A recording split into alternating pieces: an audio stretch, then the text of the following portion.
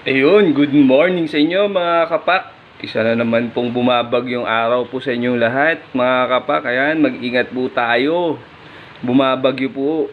Ang lakas po ng ulan at saka hangin dito sa Metro Manila. Ito na po yung wini-wish natin. Na sana'y umulan pero sobra naman. Ayan, so ngayong araw mga kapak nagluto tayo ng pansit. Ayan. Ito po yung magiging branch natin, no? Pansit. Ayan mga kapak. Diba?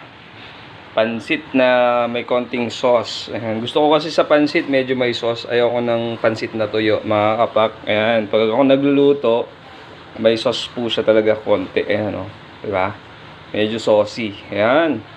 So, ito po yung ating papapakin ngayong araw na to, mga kapak. Pansit. Ayan. Again, sa mga taga dito, nandito po sa ating